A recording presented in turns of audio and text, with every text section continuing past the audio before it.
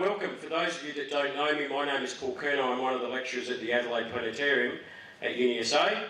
I wanted to plan. You might be wondering why an astronomy group is having a comparative anatomist here, and I'll explain a little bit of that later. Just a little bit of housekeeping. As you can see, emergency exits are located at the front and back of the building in the unlikely event of an emergency. We'll just go to that next slide if you wouldn't mind, Jada.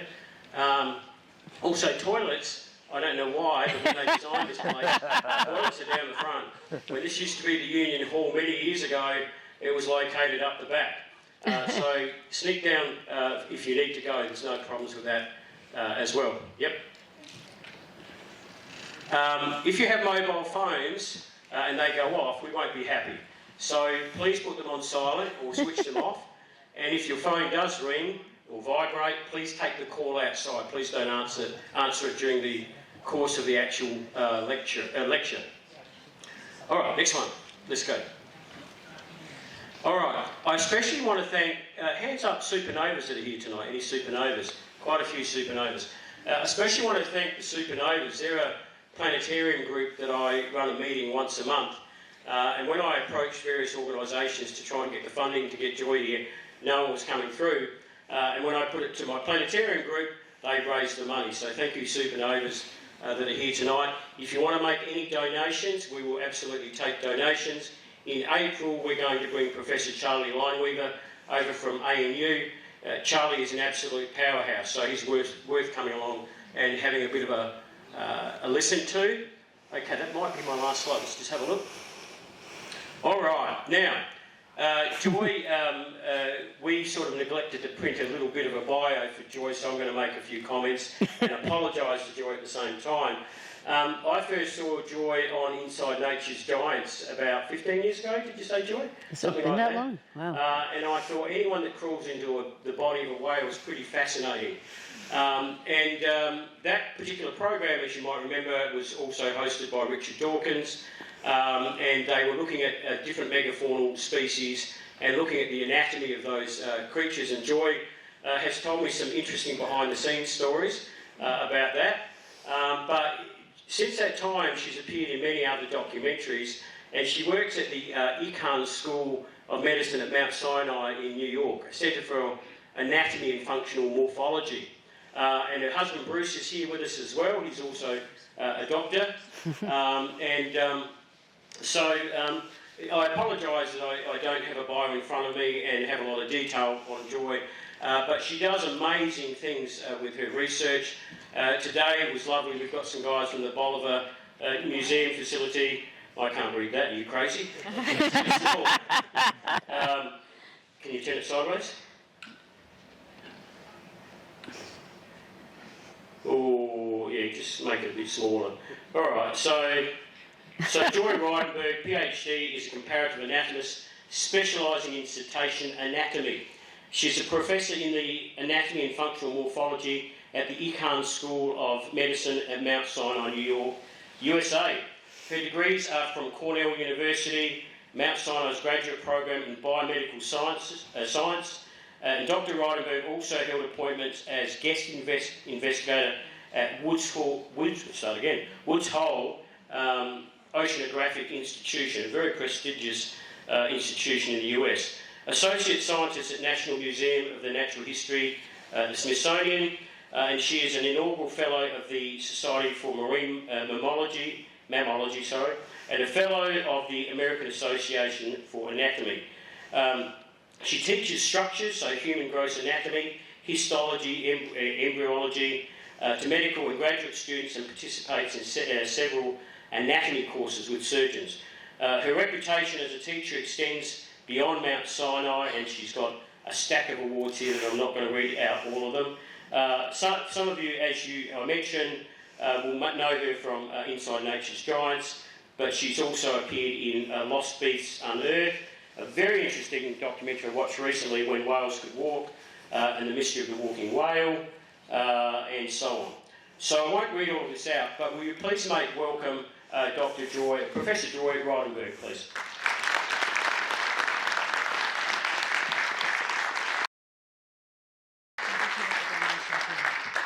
Well, thank you very much, everyone. It's a really pleasure to be here. I've come a long way. I might be a little jet lagged because I think you guys are something like 15 and a half hours ahead of me right now.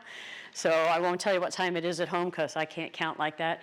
But I'm really happy to be here. I thank especially Paul for inviting me. I thank the Supernovas for helping to fund my excursion from Perth, where I was at the Marine Mammal Conference, to come here to Adelaide so that I could talk to you guys and learn more about Adelaide, which I've really been enjoying.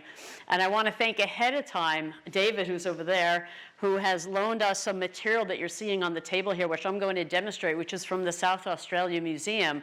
Did you know that they have an off-site facility where they store hundreds of whale specimens? Maybe it's thousands by now even. But there's so much stuff out there. It is an amazing place, and I have to come back because I started to look at it, and I was like, I have a research project I have to do here. So I have to come back. And so I'll be working with the South Australia Museum and David, and I really enjoyed that they were so kind to loan us some materials, which I am going to be happy to demonstrate. I've also got some stuff here that Jaden has loaned me from the Tate Geological Museum. Did I say that right? Is that the name of it? So I've got a couple of fossil specimens as well, which I'm going to show you. So without further ado, let's talk about whales.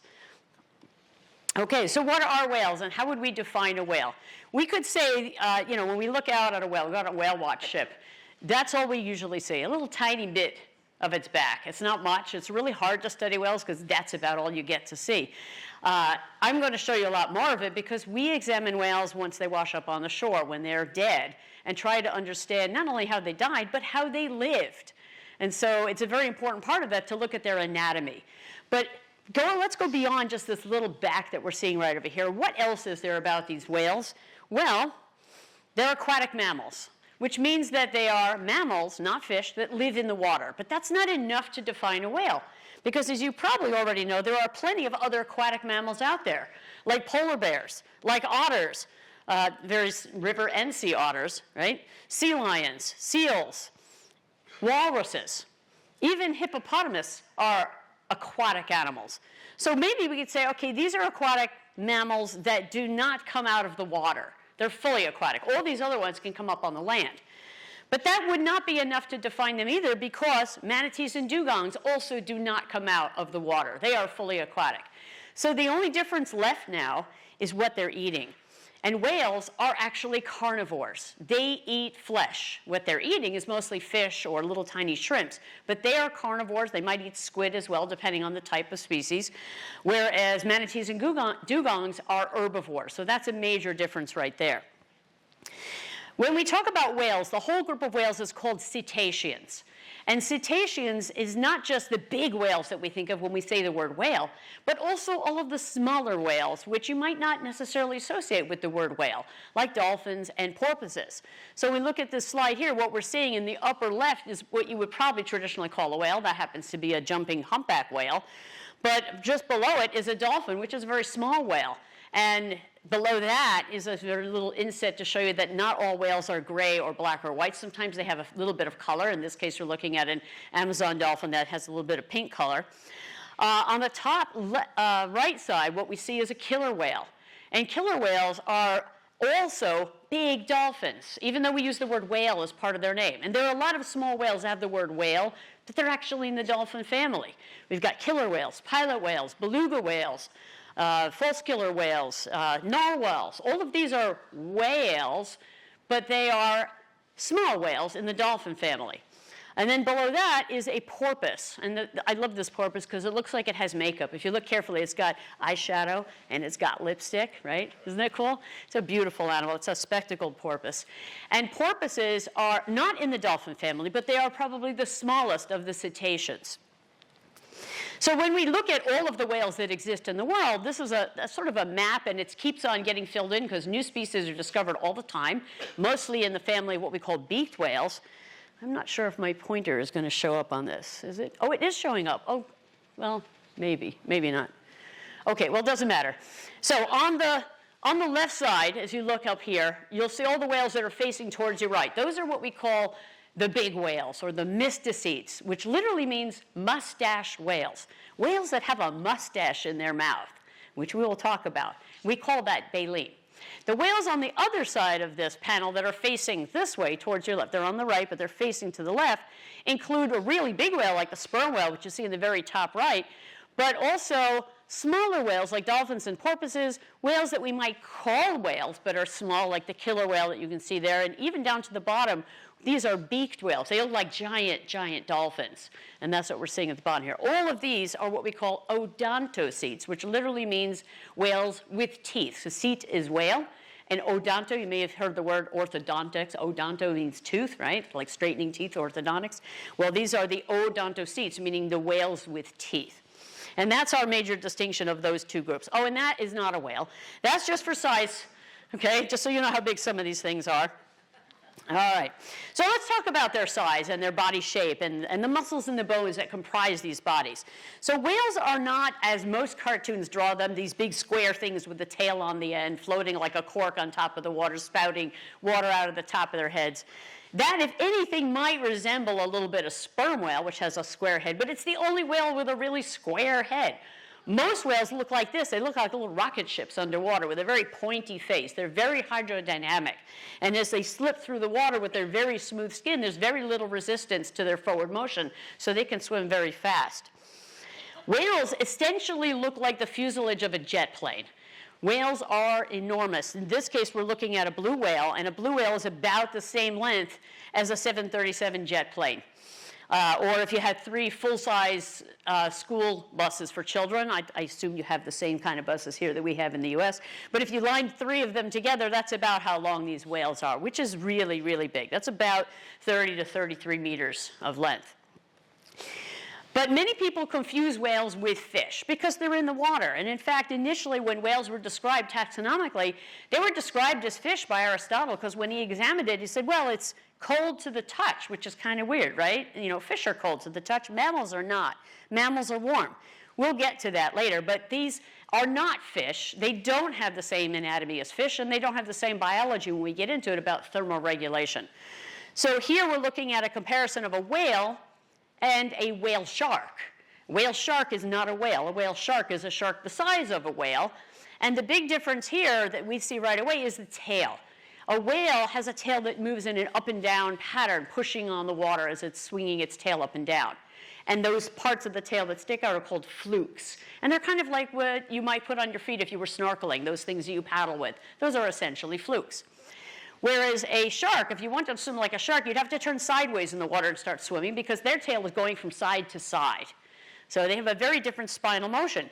Fish, when the descendants of ancient fish became reptilian on the land, they kept that side-to-side motion. And you see that today if you look at animals like crocodiles and lizards, and they're walking like this with their bodies, swinging from side to side as they take each step. Snakes are doing the same thing just without legs, but they're going from side to side. Whales, on the other hand, had ancestors on the land that went back into the water, and those ancestors on the land had 4 legs and galloped on the land. So the galloping involves an up and down spinal motion. And when they went back into the water, they kept the up and down spinal motion. And that is extended all the way to the tail to push up and down.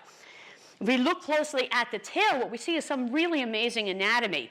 All of the muscles that power that tail are actually closer to the middle of the animal. When you get to the end of the tail, it's just tendons at that point. And that allows it to get very small and narrow, no bulk in there. You have the same thing in your own forearm. If you look at your forearm and you go like this and you contract your fingers, you notice the bulk is happening here in your forearm. Try it. Take a look at your forearm and you'll see that. Why are the muscles down here working the fingers way up here? Well, because we wanted to move that muscle both down here, and that enabled us to be able to grab things. Now we can do stuff with tendons, little skinny tendons on our fingers are not in the way of the motion. Same thing with these animals. The bulk of the muscles is away from the site of action, so there can be a lot more swing of that tail without the bulk of the muscle inhibiting that movement. And if you did slices through the tail, which I'm showing here 3 cross sections in those 3 different shades of blue, you'll see it has a very, very narrow profile. It's very tall towards the top, very tall towards the bottom, not very wide at all. In fact, it's a lot like a broadsword, which you see on the other side here with the green line through it, and there's a little diagram there showing a broadsword's dimensions. So it's built like a broadsword, which means that this part of the animal's anatomy, which we call the peduncle or tail stalk, can slice through the water up and down like a sword with very, very little friction because of that shape. All the friction gets restricted to the paddles at the end, so that's where the propulsion is occurring. But the movement isn't being inhibited by friction because of that shape. So let's talk about the rest of that spine and how that's moving.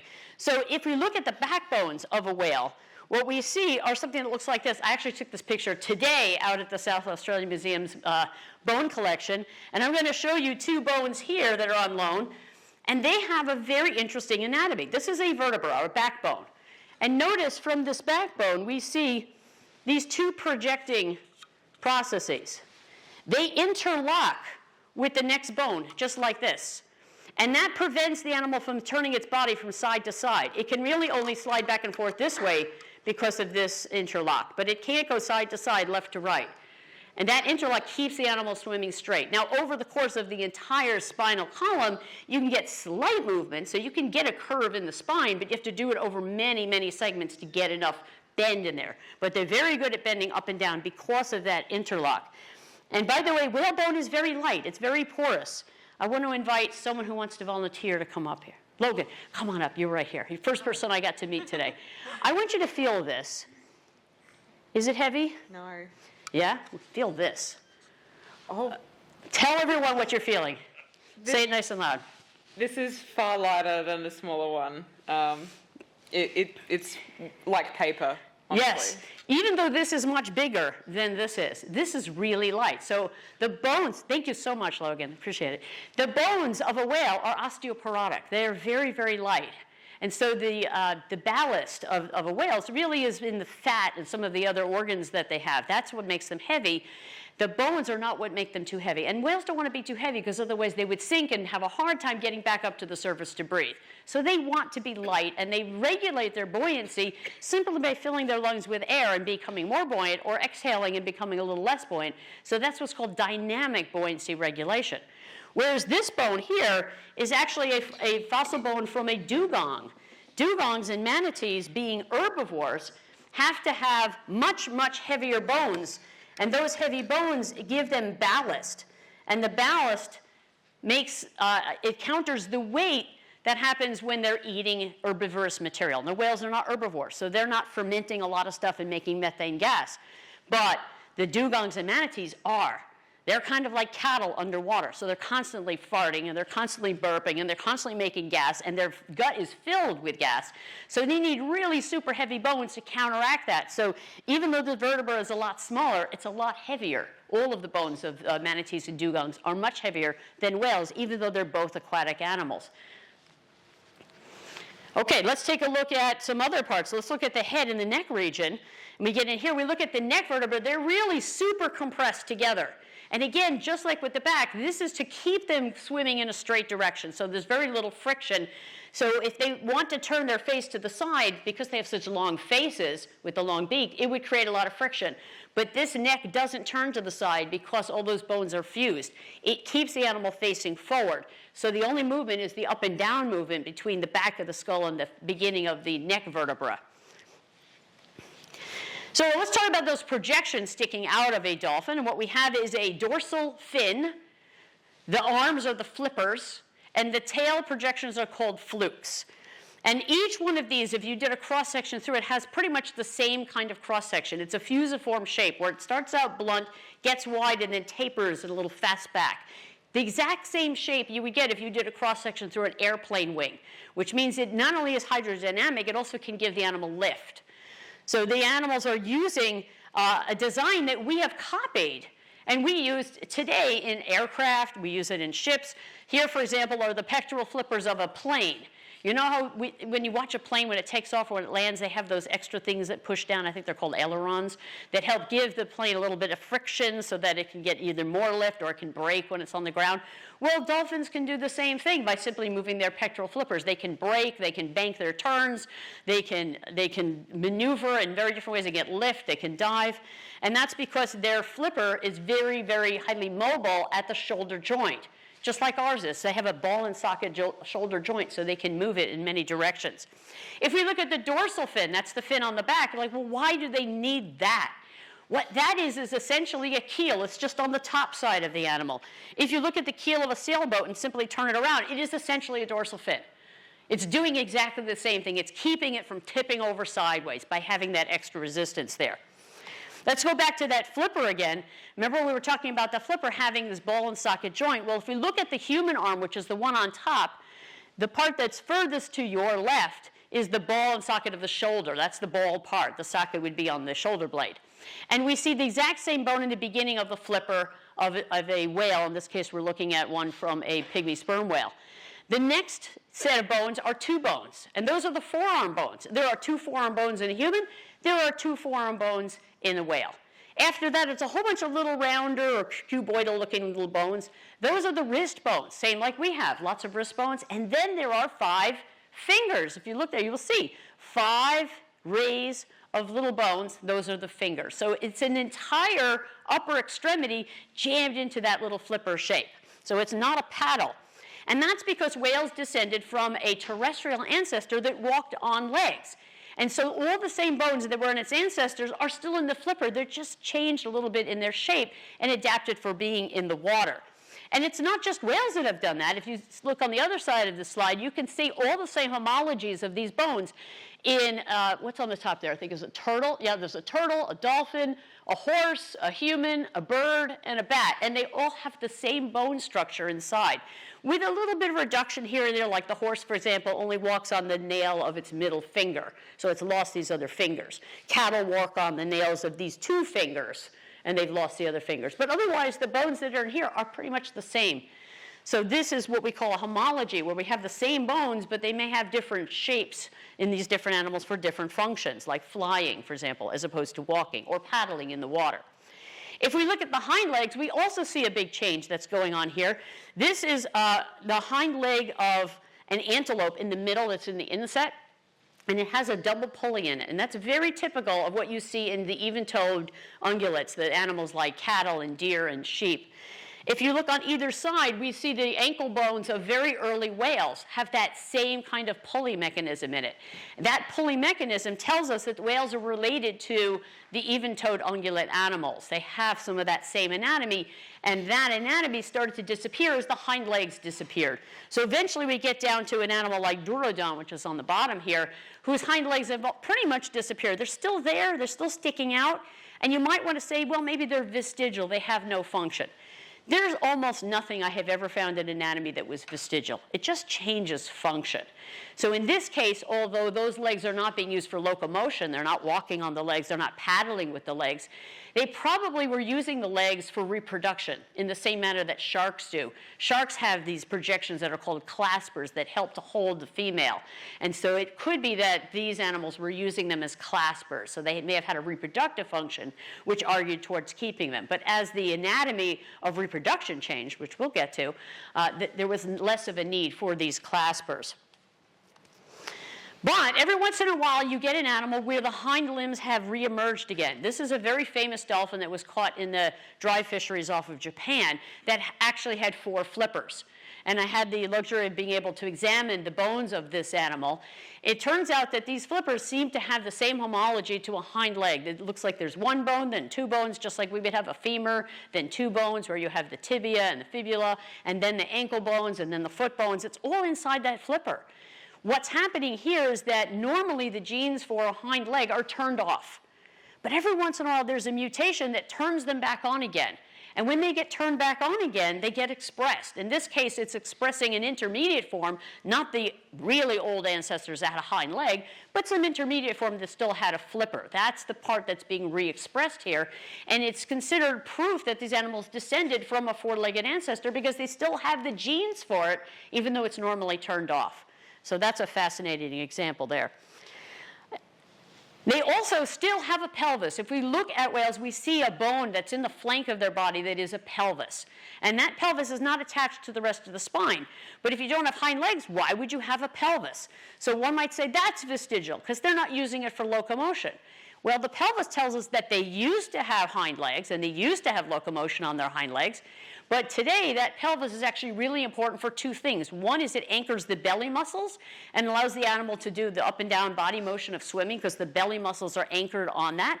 And the second is that it holds the reproductive muscles. So male whales, for example, can pull the penis back in using muscles that are attached to those bones. Female whales use those bones to stiffen the outside edges of the vagina to hold that open for mating, and also to pull it a little bit more open during birthing. So speaking of reproductive tract, let's talk about that. If you look at a whale from underneath, you can actually tell whether it's a male or female. Most of the time it's very hard to tell because mostly we see the back of a whale. And we can't tell if it's a male or a female unless there's something very dimorphic about its features. Like, for example, in male killer whales, they have a very, very tall dorsal fin, whereas females have a more dolphin-shaped, sickle-shaped fin. But in most cetaceans, we can't tell males from females unless they roll over and we get a glimpse of their belly. At which point, now we can see the difference. So in this animal, we have just for reference, the belly button is pointed out for you in pink there, in that pink arrow. But a female, which is what this dolphin is here, has one slit, which is a genital slit, and that slit is used both for urine excretion and also the vagina. And at the very end of it, the tail end of it, is a little bit of a swelling there, and that's where the anus is. On either side of that are two smaller slits, and that's where the mammary glands are located. So they would extrude their nipples out of those holes. If we look at the male, we don't see those two slits on the side usually. They're disappeared. Every once in a while, you'll get a young male that might have them, just like males here have nipples, right, even though you don't give milk to babies, right? But you have it because it's a default plan. So you might see it on the males, but it won't be as prominent. But they have a very, very long slit, which is used to hold the penis. And the penis is held inside so that they're hydrodynamic when they're swimming, and it's only extruded when they need it for mating. And that extrusion involves releasing a muscle shown there in the red, called the retractor penis, which holds the penis normally in a loop-de-loop. And when they release that muscle, the penis springs out. It's essentially a coiled spring that can then spring forward. So they don't depend on vascular erection the way humans do. They are depending instead on a fibroelastic arrangement that it's like a spring that will just spring out, and therefore they are instantly ready for mating with a very instant erection of simply expanding that elastic tissue. And then the male will usually, not always, but come up underneath the female and mate belly to belly. Now, that's not always the case. There are some whales that mate from the side. But whales are one of the few animals that can mate belly to belly. Most animals in the animal kingdom do not do that. It's humans and other primates and whales, and that's pretty much it. Maybe manatees and dugongs, and that's it. Nobody else does it. So that's a pretty unique feature. If he's lucky and he can get the female close to the surface and pushes her up into the air of the surface, then the weight of gravity will pull her down on top of him and keep him locked in that position. Not that it needs to happen for very long, because mating takes place in seconds with whales. This is a very, very fast thing. And then we have a very long pregnancy. Depending on the species, it can be up to 11 months of a pregnancy. And then the baby is born usually tail first. And that means that the baby doesn't have the instinct to want to try to breathe until the head is actually out. So that way it doesn't drown. The head is the last thing to come out, and then immediately the mother helps push that baby up to the surface so it can take its first breath. So we have the tail being born first. The mother will then twist to rip the umbilical cord, which is what you're seeing there with a little bit of blood. And then the baby will take its first breath and then come back down to do some nursing. In this case, you can see some of the milk being spread out here. It's not quite a very good seal there for that sperm whale, so you see a little cloud of milk there. But usually these animals seal their tongue around the nipple, and that's how they channel the milk into their mouth, because they don't have lips and they don't have cheeks. So it would be very hard with a long smile on the side like this to grab a nipple and keep the milk in. It would all spill out the sides unless they wrap it around with their tongue. So they can curl their tongue, and the end of their tongue has fringes, and the fringes interlock like this and make a tube, and that tube helps channel the milk into their mouth. They nurse their babies with milk. So we've got an animal that is not only keeping its temperature warm, again, we talked about that, but it also has internal fertilization, has a placental birth, and it nurses its young with milk. Let's talk a little bit about the cardiovascular system now.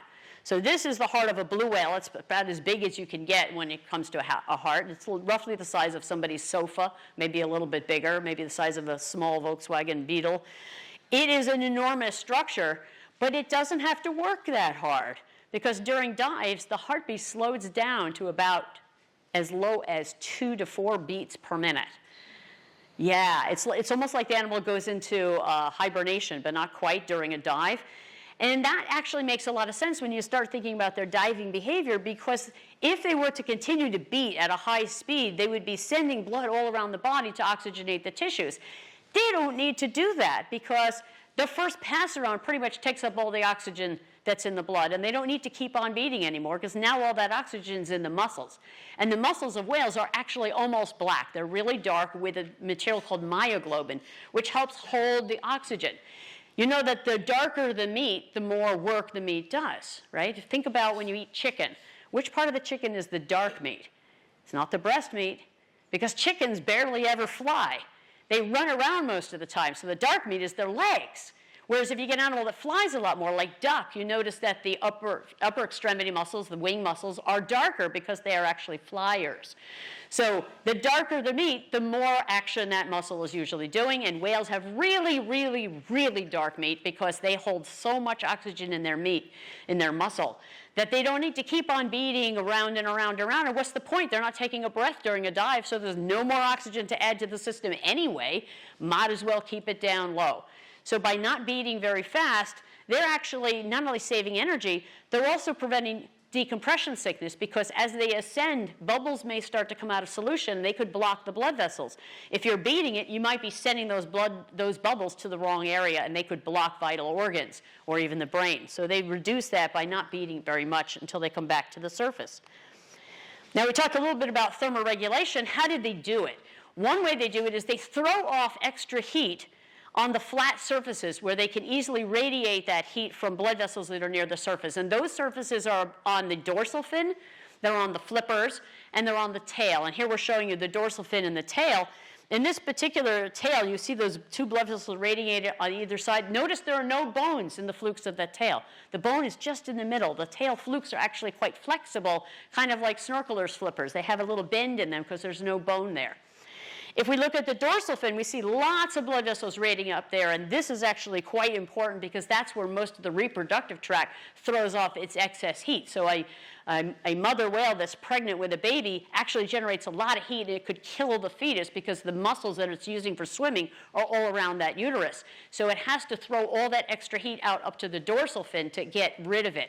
This particular animal had an injury to its dorsal fin. You can see that as a little white area, a little cloud, looks like, about 2/3 of the way up the front of that dorsal fin. And beyond it, you see no blood vessels lit up because those blood vessels got injured by by injury on that dorsal fin.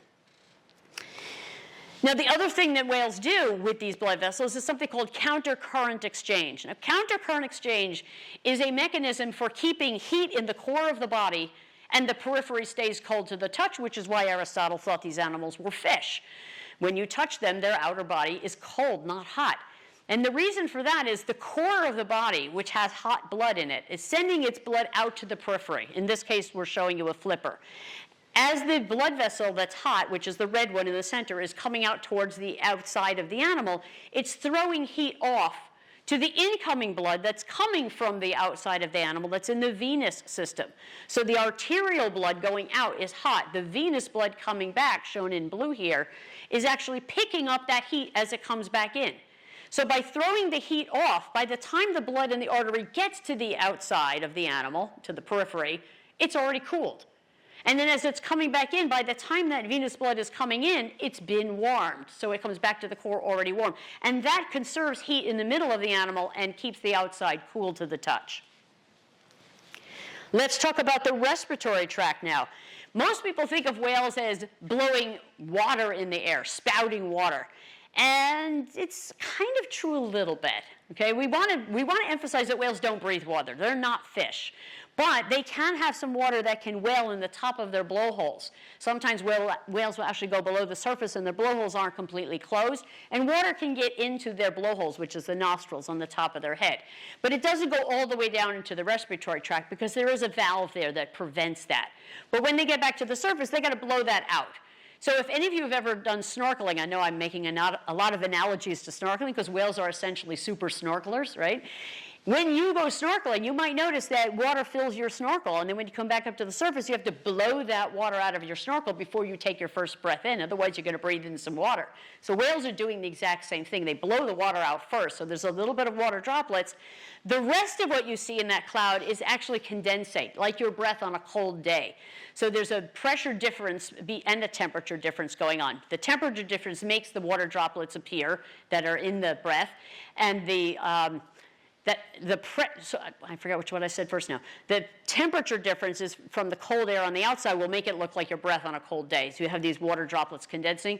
The pressure difference as the air is leaving the whale is expanding, and that also causes the droplets to form. And so they have a mist-like appearance to their breath.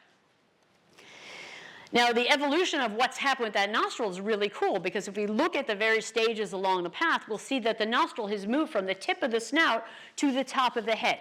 And what is the purpose of going from the tip of the snout, which you see all the way on the left, that's 47 million years ago, to a modern dolphin like the one all the way on the right, where it's at the very top of the head? You're looking at it from above, looking down at this animal. Is having a nostril at the top of the head is essentially having a built-in snorkel. So when the animal comes to the surface, it doesn't have to lift its whole face out of the water to get a breath. It just needs to graze the surface, and look at that. The nostril is already there on the top of its head, so it can take a breath without interrupting that motion of swimming through the water. And here is an example of a humpback whale that's come to the surface. You see in the upper left bubble, the nostrils are closed. In the middle one, they're open, and at the bottom, they're really wide open.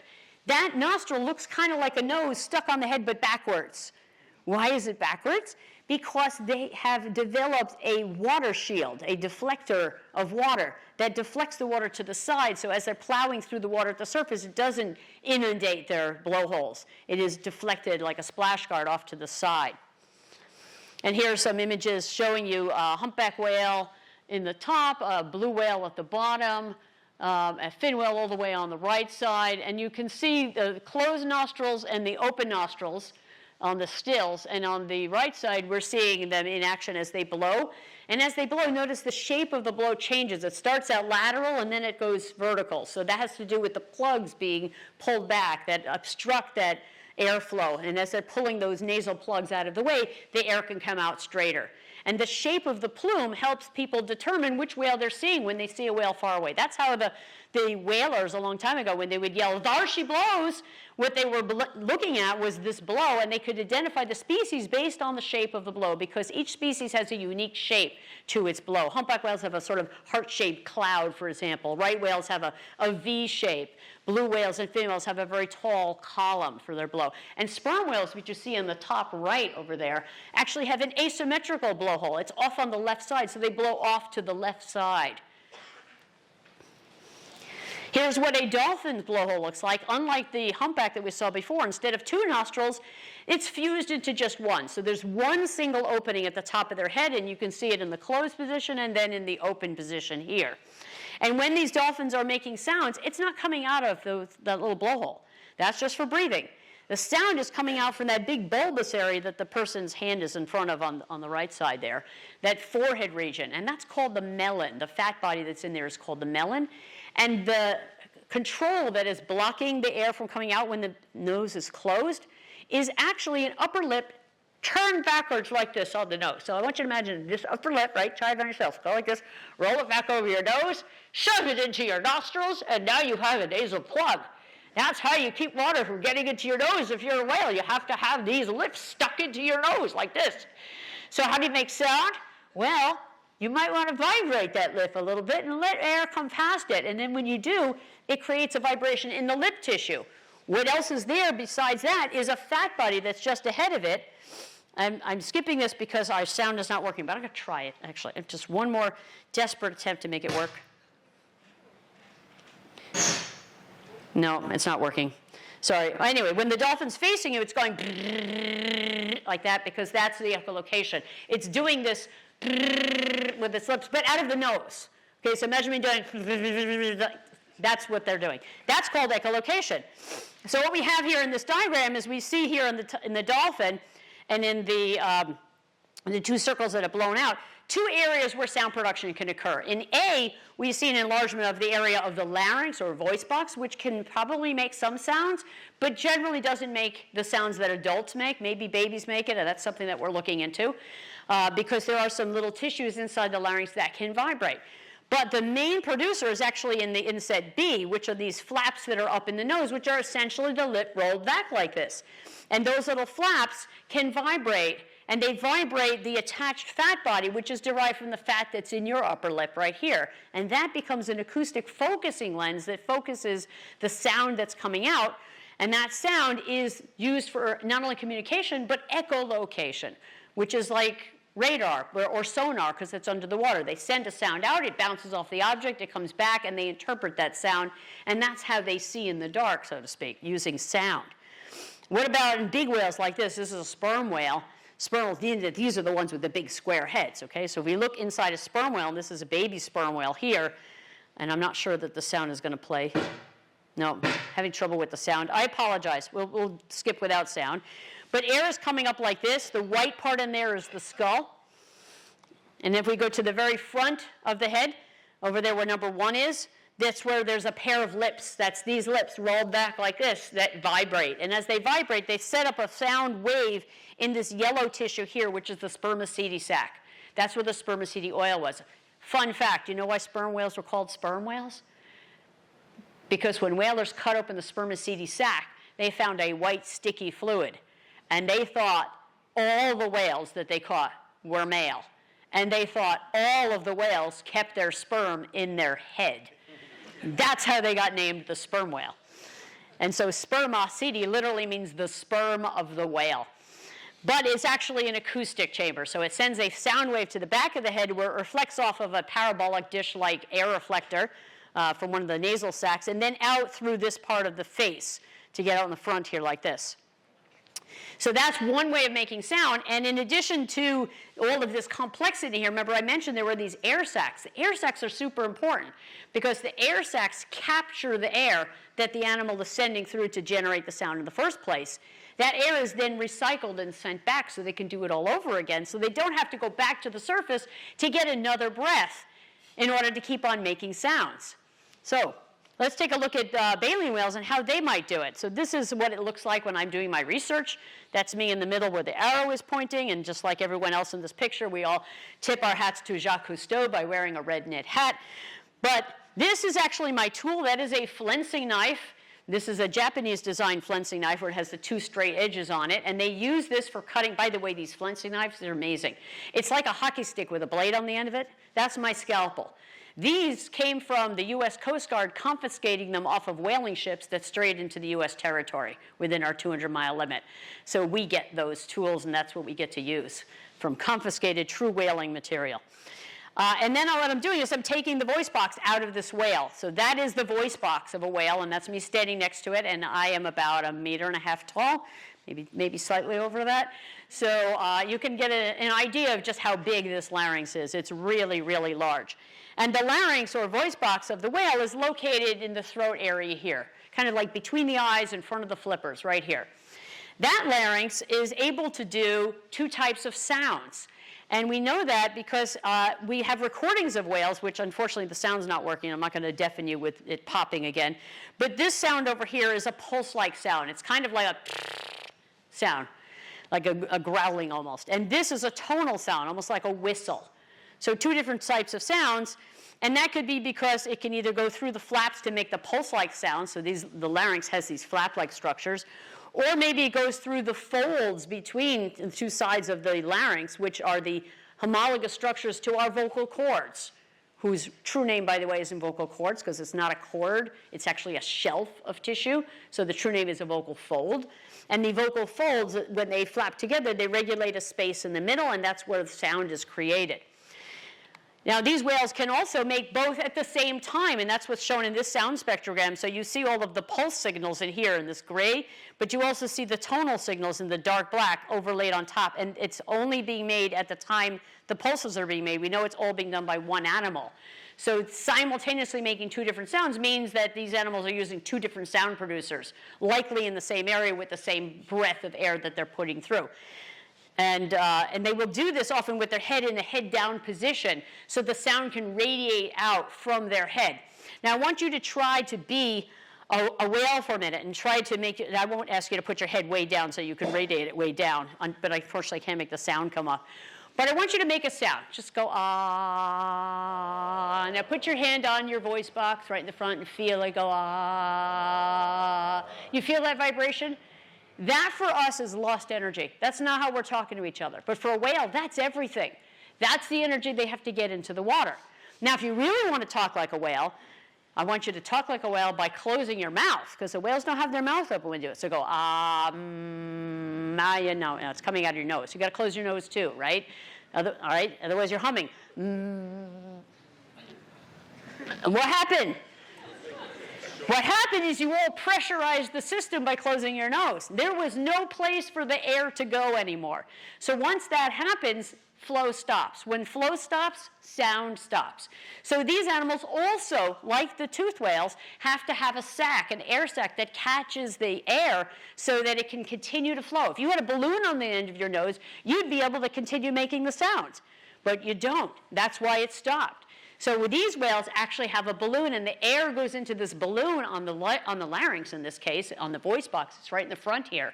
And that balloon catches the air, and then they can recycle it, send it back, and do a whole nother set of sound production from that. And I apologize, we are not going to be able to hear the bagpiper, but have you ever, let's turn this whale upside down, pretend it's a bagpiper for a minute, okay? So when you first hear someone who plays a bagpipe, you start up their bagpipe, they squeeze the bag. They start it like that. They squeeze the bag. That would be the lungs in the whale. And then what happens, it drives the air through some valves. These are the folds of the flaps that the whales have. And it produces a vibration, which we call the fundamental frequency of their sound. And it's not going to play, I apologize. But when you hear someone first start their bagpipe, it goes, right? It's a really annoying sound, right? That droning sound, that's the fundamental sound that they make.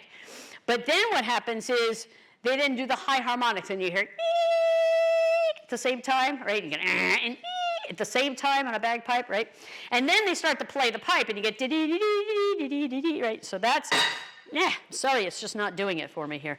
Those tissue movements are what make the overtones. So it's working a lot like a bagpipe, which I'm sorry, I wish I could demonstrate, but you'll have to deal with my version of it. Sorry. Every time I do this to get a sound, it's going to do that. So let's compare our baleen whales and our toothed whales, and what we see is toothed whales are doing things in the opposite direction of baleen whales. They've really evolved in two different directions. The baleen whales, or mysticetes, are doing low-frequency sounds. The toothed whales, or odontocetes, are doing high-frequency sounds, using their nose and the nasal air sacs as opposed to the larynx and the laryngeal air sacs. The toothed whales are going to do clicks and whistles, and they are using a path that's above their mouth, whereas the baleen whales are using pulsed and tonal sounds using a path below their mouth. The toothed whales use it for echolocation and communication. The baleen whales are using it perhaps for songs and communication. Maybe they do some pulsed sounds for coarse echolocation, kind of like a blind person tapping their stick and waiting for the echo to come off of a building nearby. But it's not the fine echolocation that toothed whales have.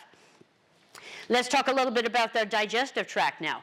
So big baleen whales have the mustache. Remember, these are the mustache whales. And that mustache is comprised of baleen plates, whereas the other whales all have teeth. And the types of teeth vary depending on whether you're looking at a porpoise or you're looking at something in the dolphin family. Porpoises have very blunted teeth, as that's what you're seeing on the lower left there. Very blunt teeth. Dolphins have cone-shaped teeth. And cone-shaped teeth are also found even in the really big toothed whales, such as the sperm whale. So here is a tooth.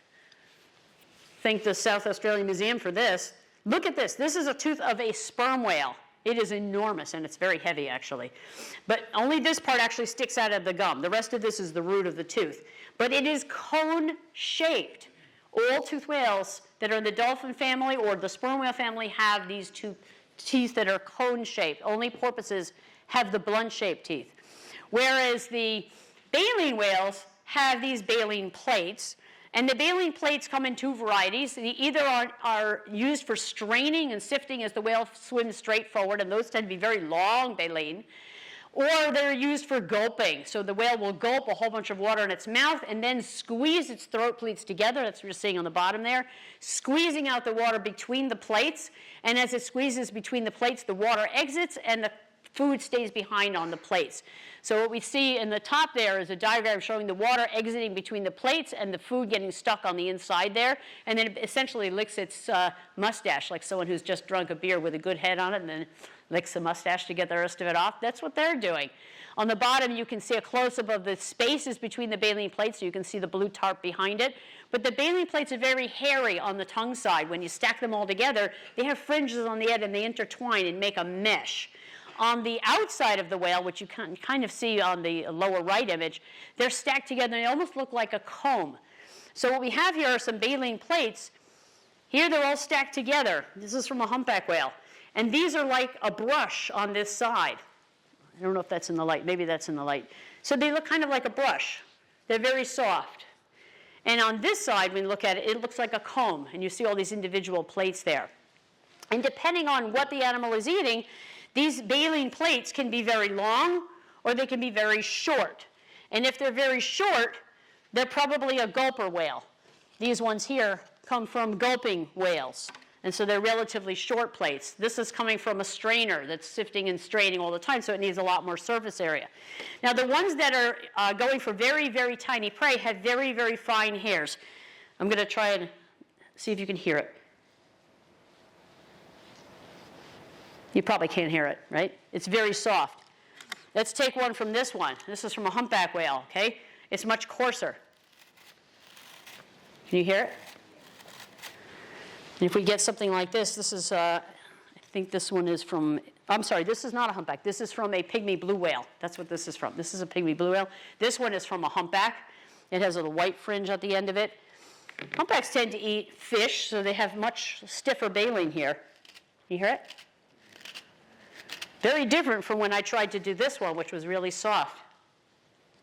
You hear nothing. It's really, really soft. So the coarseness of those hairs determines the kind of prey that they are eating. Here's a sequence of a humpback whale that's engulfing a whole bunch of water into its mouth. And we see it looks basically, in the steps from 1 to 6, like a giant swimming toilet bowl. It's going to put all that water in the bottom of the bowl, and then it has to take the lid and close it. But it really can't just close it because it's shoved its jaw farther out away from its skull. It has to swim the rest of its head over the top to close the lid. So it will swim its head over the top of the toilet bowl, and then like all bad toilets, it'll overflow. And when it overflows, it comes out between the baleen plates. And that's exactly what the whale wants. And that's why you see a fountain on either side in plate number 6 there, where all of the water is streaming out in little streamlets that are going in between each of those baleen plates. Let's talk about their stomach for 1 second. The stomach of whales, I don't want to show you any gaudy pictures to make anyone sick. I just had one, that was enough. But the stomach of whales is actually very closely related to what you see in cattle or deer or sheep. It's a multi-chambered stomach because the ancestor of whales was probably something in the artiodactyl line that had a multi-chambered stomach. But those animals used it for rumination, for chewing their cud. So with a multi-chambered stomach, you take in the food is macerated around the stomach, the liquid part moves on to the next chamber, and the solid stuff that sank to the bottom is barfed back up again, and then the animal chews that a second time so that it's softer, so hopefully it'll go through. Whales don't do that because they can't chew. So they don't use their multi-chambered stomach in the same way. But they do some mechanical breakdown in the first stomach, and then stuff that moves to the second stomach then has enzymatic breakdown.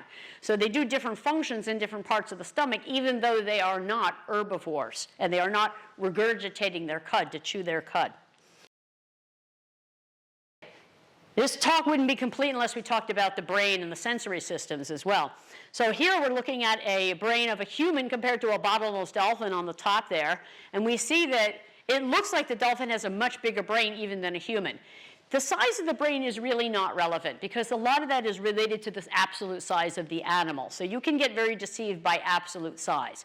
Relative size would make more sense. So if we scaled these so that the human and the dolphin were the same size, you'd see that their brains are about the same size. But dolphins tend to be between 8 and 10 feet long if you're looking at a big bottlenose dolphin. So they're much bigger than a human.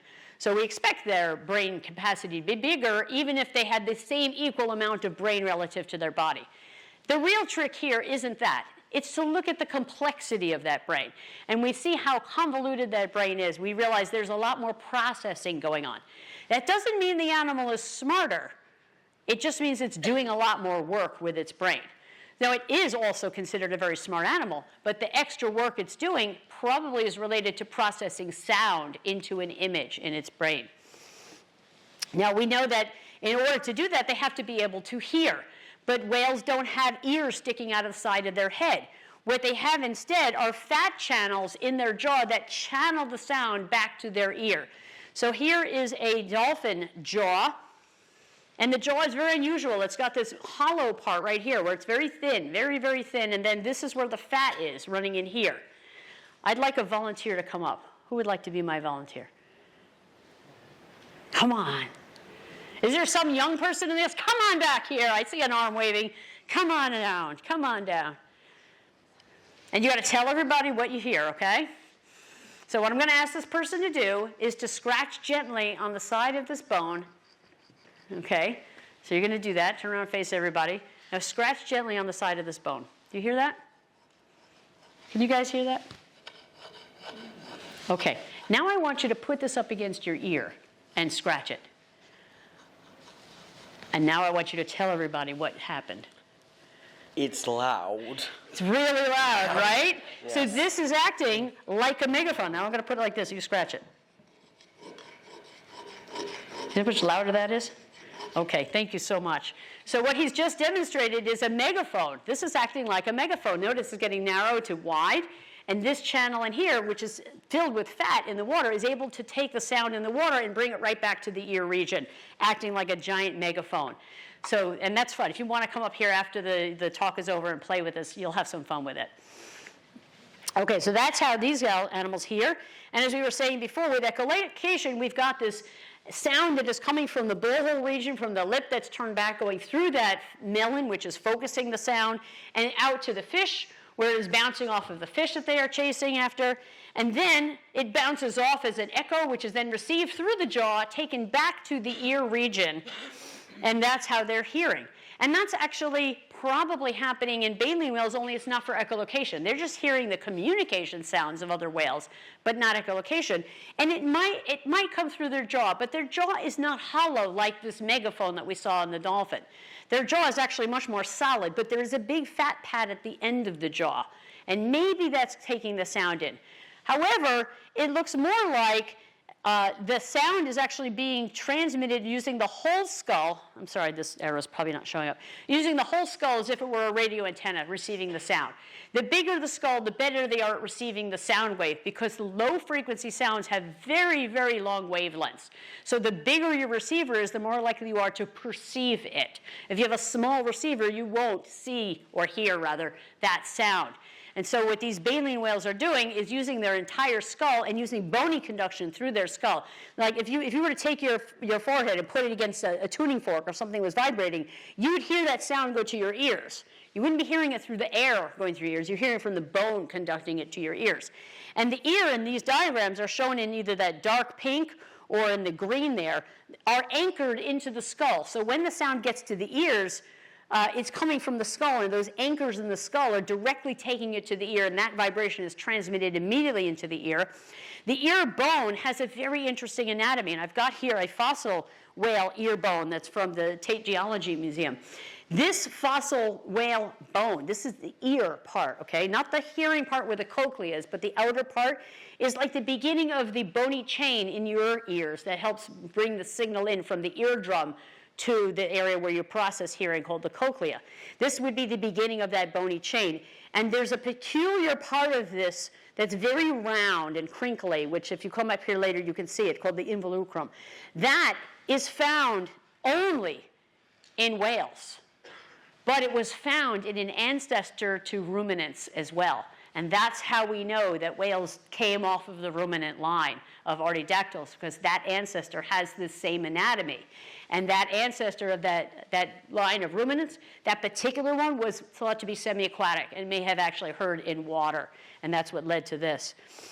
Let's get to vision for a minute. Now, vision in whales is very weird because their pupil is very weird. It's U-shaped. And that allows focusing in two different places on the retina. That's what's shown there in the orange and yellow coloring over there. So, and the reason for the two different places may have to do with being able to see above the water versus below the water. Because whales often stick their head out of the water to see what's around them. They call that spy hopping. They might look at whale watch ships that way. Dolphins, when they jump out of the water, have to know where they're going to go back in and land so they don't crash into another dolphin on the way. So they have to be able to see in the air as well as in the water. And we know that it's hard for us to do that. When we put our head in the water, it's blurry unless you put on a diving mask. Whales have adapted for that. They actually can change the flatness of their cornea as if it were a diving mask to adapt to that so they can see underwater and focus differently underwater than in the air. They also have a really, really thick sclera, which is the white part around the back of the eye. And that really thick sclera, you can see in the bottom right image, it's super, super thick. No other animal has something that thick. Is thought to protect the eye from movements of the jaw because whales do not have a closed orbit. The bony part that holds your eye is called the orbit. And in us, it's pretty closed. There's bone all around. In whales, it's not. It's very open. And so movements of the jaw can push on the eye. So they need some protection there. And if we look into their eye, we see that it's predominantly rods. So whales are mostly seeing in the black and white and gray range because they are just looking at contrast, which makes sense when you're in a low light condition. All animals that see in low light have a lot of rods. They don't have a lot of cones. Cones are for color vision. And so whales are in a low light condition, just like the dawn and dusk animals that operate, or night animals that operate, that don't have a lot of light. And so that might explain why most whales are gray or black or white. Or, they're just in those color patterns because that's all they need to see. However, they do have cones, but they don't do very much. But it's thought that the cones might actually play a role in magnetic sensation because they have some of the proteins that are used in magnetic sensation in them. So animals that do magnetic sensing, like migrating animals, like pigeons, for example, have the same magnetic proteins in their cones. So we think whales may be orienting for their migration based on their vision, of all things, to see a magnetic field. They also have an exquisite touch sensation. And did you know that baby whales are born with whiskers? They actually have whiskers on their face, like little cat whiskers, right? And you can see them on the snout of this little baby dolphin, and you see them on the tip of the humpback whale and a right whale, just below it on the other side. These prickly little things sticking out are perhaps sensing water flow, perhaps sensing touching and nuzzling against the mother when they're nursing, perhaps even sensing prey that comes over their mouth, because in some animals they retain that in some species. In the dolphins, they usually lose those little things. And what's happening is when they lose those whiskers, they have little pits, which are thought to be electroreceptors. And what you're seeing here is a dolphin that was sticking its snout into the sand to be able to find a fish buried in the sand using its sense of electroreception. So just in case you didn't see that, let's play that again. So notice it stuck its snout completely into the sand. Come on, go. Guess it doesn't want to play. There we go. And it's sensing just with that electromagnetic sensation where there's a magnetic field that's around the fish that it's trying to locate. It's not using echolocation there. Whales also can use tools in their environment. So here we're looking at a whale that actually has a sponge on the tip of its snout, which it uses to push its snout in between the pieces of coral or rock so it doesn't scrape its skin. It's basically made a glove, and it's able to chase things out from the crevices using this glove. This dolphin on the upper right is using a conch shell to dig into the ground to release some of the animals that were near the silt on the sea floor. And so it's basically a tool. It's using it for that. On the bottom left, we see an animal that's slapping the water with seaweed. This is a freshwater dolphin, and it's slapping the water to try and chase the fish over to one side. In the middle is a dolphin that's paddling its tail hard against the mud floor and making a ring of mud. That ring of mud is chasing the fish to the center of the corral, and that's where it's going to be able to easily catch the fish, or if the fish try to jump out of this corral in the air, they can catch the fish in the air. It's amazing. And how similar is that to what humpback whales do with air? They also surround their prey with air that they blow out of their blowholes, and they trap the fish in that circle of air, and then the fish congregate tighter, so when they scoop them up in the middle, they get a lot more fish for the effort of scooping them up.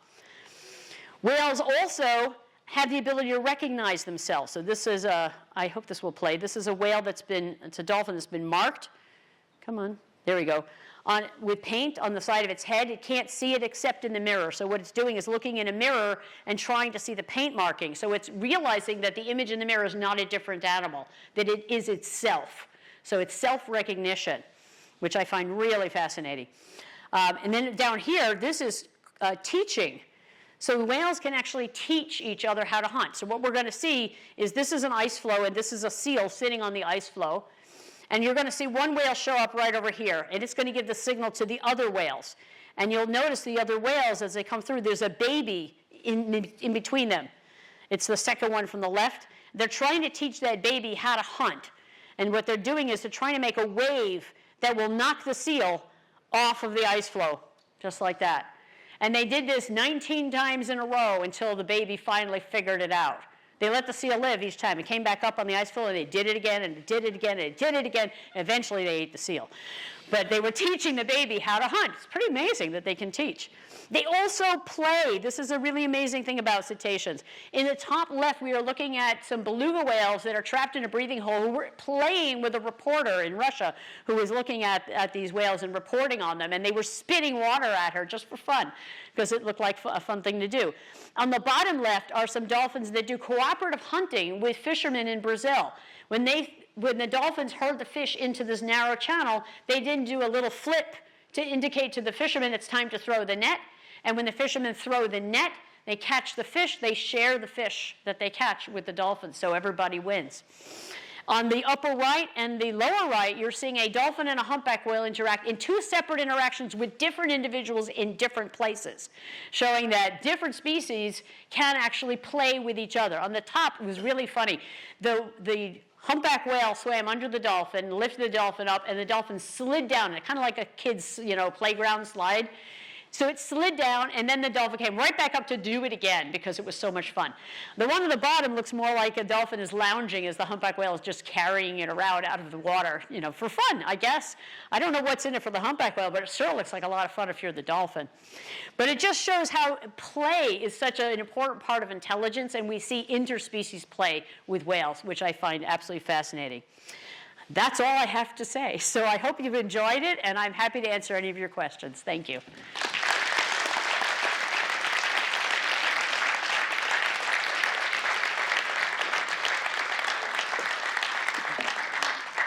All right, ladies and gentlemen, we have some time for questions. You'll see young Jaden here with the microphone. I completely forgot to thank Jaden as well, because Jaden was the person that booked this theatre for us, and has been doing great work as well. So if you have questions, please hold your hand up. Please wait, there's one over here, Jaden. Please wait for the person for Jaden to get there with the microphone, so that when you ask your question, the whole theatre can hear what you're asking. G'day. Wonderful talk, thank you so much for that. You're welcome. I was wondering, with the shape of the sperm whale's head, what's the advantage of that? How's that sort of evolved, and why do they have such a square head? That's a really great question. So the sperm whale has a very unusual nose. It is the biggest nose in the animal kingdom.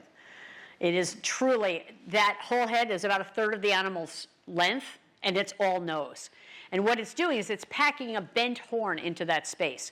So by sending air all the way to the front, where it then pulses these lips, it has the entire length to send that signal back before it reflects again. And when it reflects, it then goes through a series of acoustic lenses at the bottom.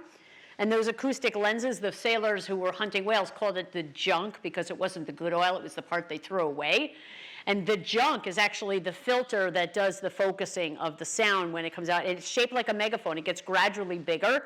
So again, it may be focusing and enlarging and amplifying that sound to come out.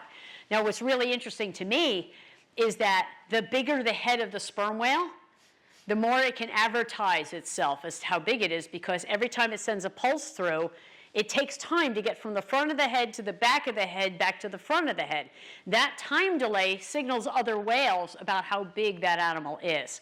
So the longer, it's not the sound that counts, it's the spaces between the clicks that count to tell you just how big the animal is. So a younger whale might be able to lie about its size by simply holding its sound back a little bit, but it's hard to coordinate that when you're doing a lot of sounds at once.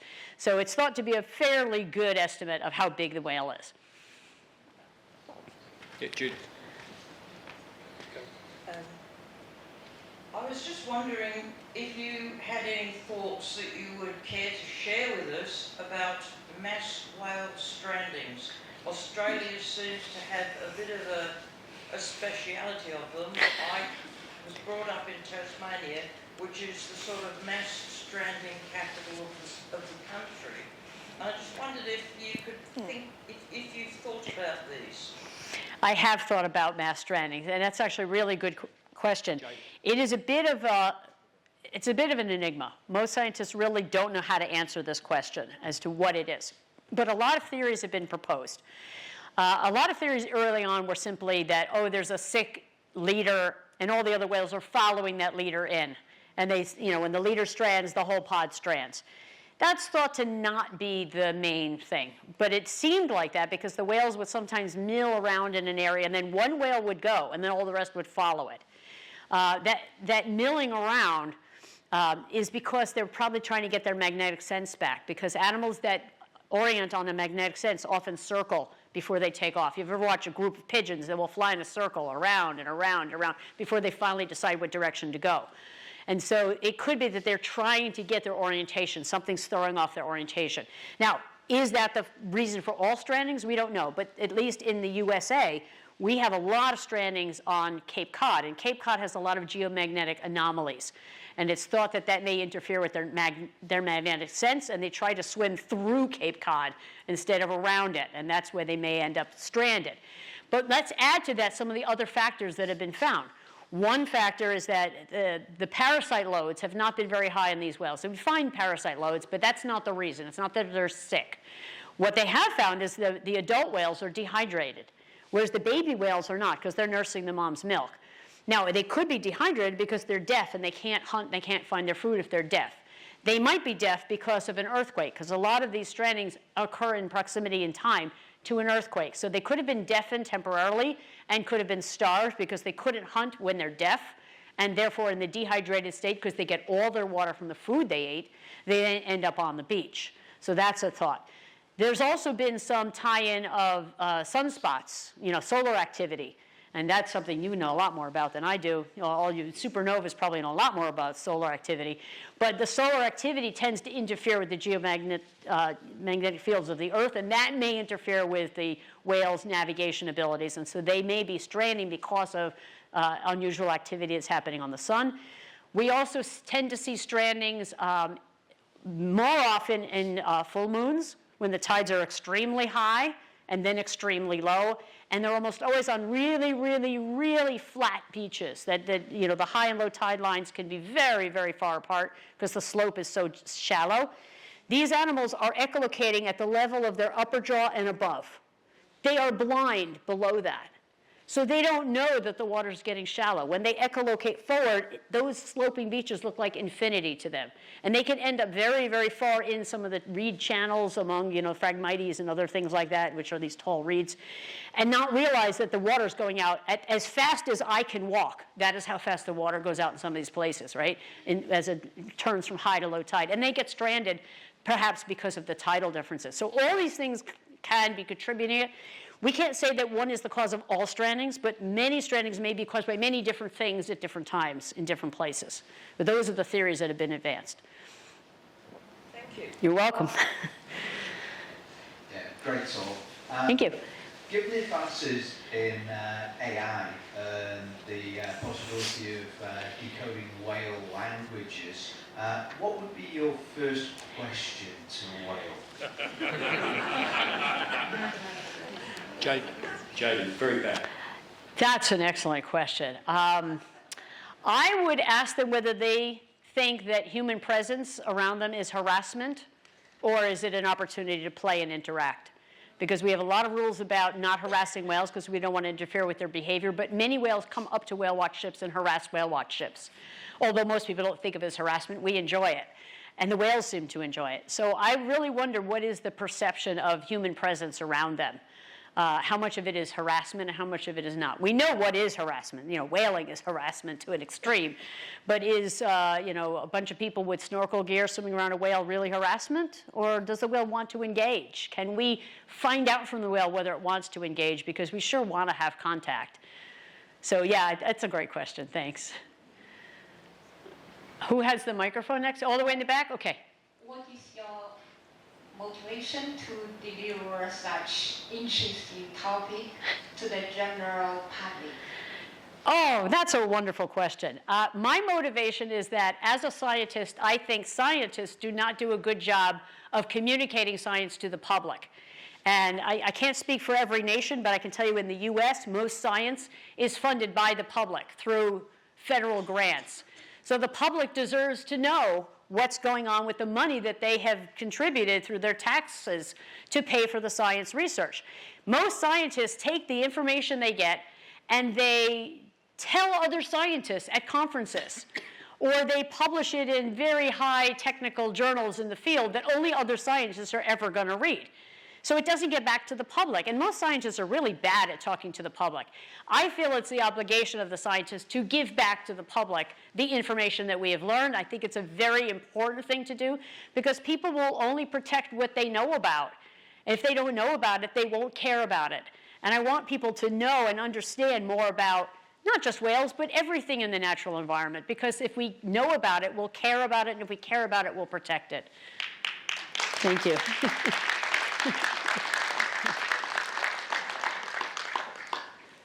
You spoke about the thermal exchange and the dorsal fin. I'm up here. There you go. Okay. The heat exchange and the dorsal fin.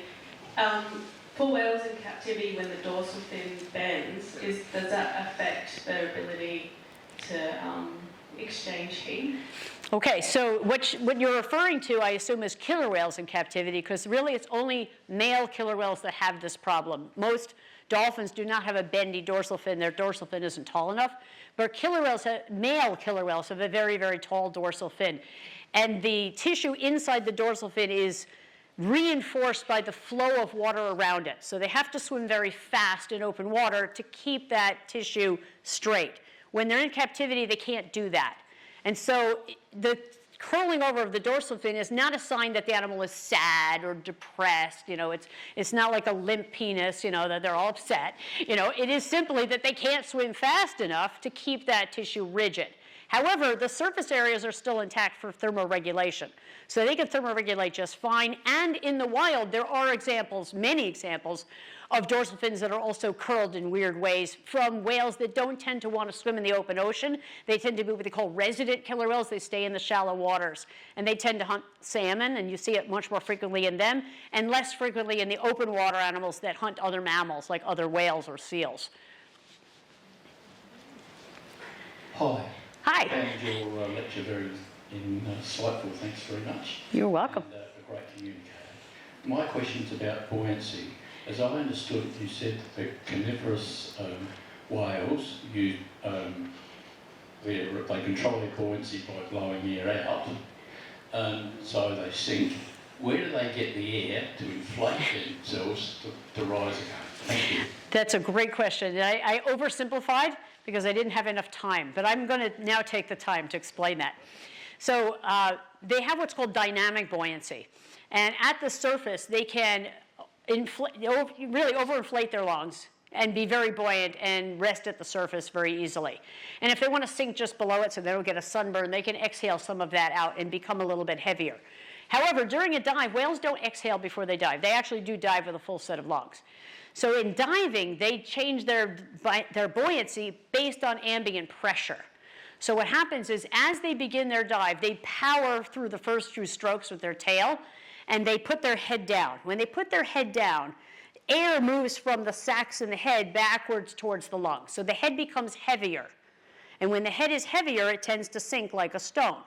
And as they dive, the pressure around them gets greater and greater and greater with each increment of depth. And as it gets greater, it compresses air volumes because air, as a gas, compresses under pressure. So the deeper they go, the more it compresses. So they will try to take as much air as they can with them when they're going to go for a deep dive, because they're not going to have very much left to work with when they get all the way to the bottom of the dive, because it will have compressed quite a bit. Just a tiny bit is left, usually just enough so they can hear, maybe a little bit of squeaking, you know, depending on whether they're actively hunting at depth, which the big baleen whales don't do, but the toothed whales do. Then the opposite happens on ascent. So on ascent, all they have to do now is shove what little bit of air is left up into the sacs, up in the nose, in the case of toothed whales, or up in the throat area, the baleen whales. That makes the head more buoyant. Then they need to push with their tail again, start the ascent upward. So the little bit of energy is spent to start swimming upward, and then those air sacs begin to swell as the pressure goes down, and they become buoyant. It's like following a balloon up. So they save energy because they only need to propel the beginning of the dive or the beginning of the ascent. The rest of it is just the buoyancy of the change in the air that's in their body. It's pretty cool, isn't it? Where's the mic now? Okay. Thank you, George. This is brilliant. You're welcome. The humpback whales seem, unlike every other whale, they've got these great long flippers, and they seem much more mobile than most. And also they've got bumps and knobs and things all over them. So form follows function. What are humpback whales doing that's different from every other whale? Excellent, excellent question. Humpback whales, by the way, their scientific name is big-winged New Englander, because they do have the longest flippers, and they do have bumps on the leading edges of their flippers. So, two things. They're long and they're bumpy. I'm going to address both of those. Long, it's probably a combination of things that they're doing with longer flippers. They are much more maneuverable than other whales with long flippers, because they can use them to sort of bank their turns and push and swim with them. And so it turns out there was a study done recently on turning radii in whales. Humpback whales have the tightest turning radius, and that's why when they do bubble netting, they can make really tight spirals and then swim up into the middle of it, because they're very agile. Other whales don't tend to do those bubble nets because they're not so agile. They can't do a tight turning radius like that because they don't have the long flippers to do it. They also use, not only for swimming, but they actually flash the undersurface, which is white, and herd fish. So they can actually herd fish in front towards their mouth. So they scare the fish by suddenly turning it and making the flaps go like this and showing the white of their flippers. The backside, depending on where this whale is, it might be black, might be white, but if they hold them like this, the fish doesn't see it. When they turn it this way, they see a big paddle. So they may use it as a scare tactic. They do use it to grasp other humpback whales. They actually do embrace each other with those flippers. And the bumps are fascinating because the bumps channel the water in between the bumps in little rivulets, which are thought to actually reduce stall. And they're actually using those designs, or testing those designs now on airplane wings and things that have to go straight up because they don't tend to stall as much with the bumps. And they're now investigating whether or not that might be a more efficient design for things like windmill blades and so on. So there is some biomimicry going on trying to mimic the bumpy patterns of humpback whale flippers that are thought to be much more hydrodynamically effective compared to other whales, because otherwise you have a lot of friction on such a big flipper. But this reduces that friction and also reduces stall.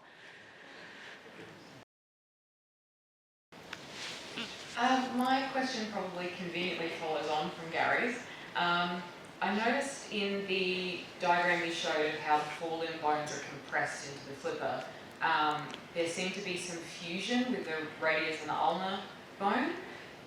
Can whales on average pronate and supinate, and how much can they pronate and supinate? And when they do, or if they do the radius and ulnar cross over like they do in humans? Whales cannot pronate and supinate. So for those who don't know what she's talking about, stick your hand out in front of you, put your palm up, bend your elbow, and notice you can turn your palm down and turn your palm up.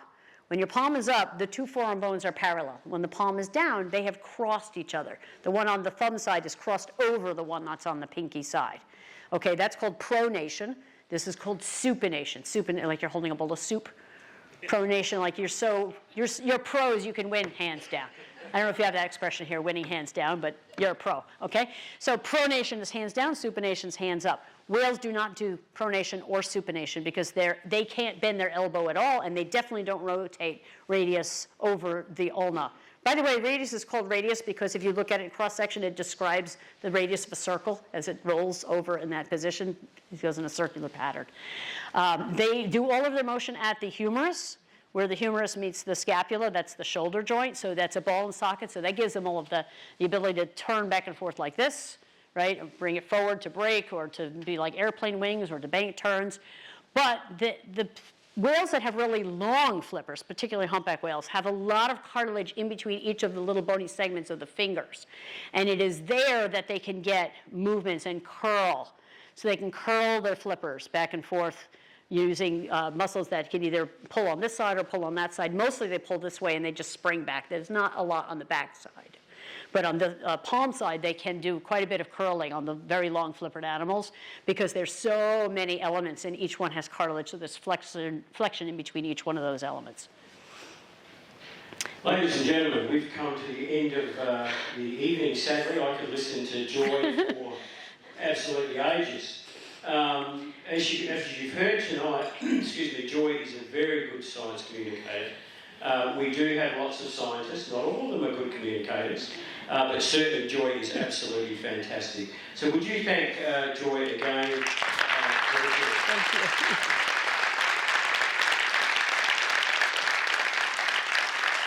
Thank you.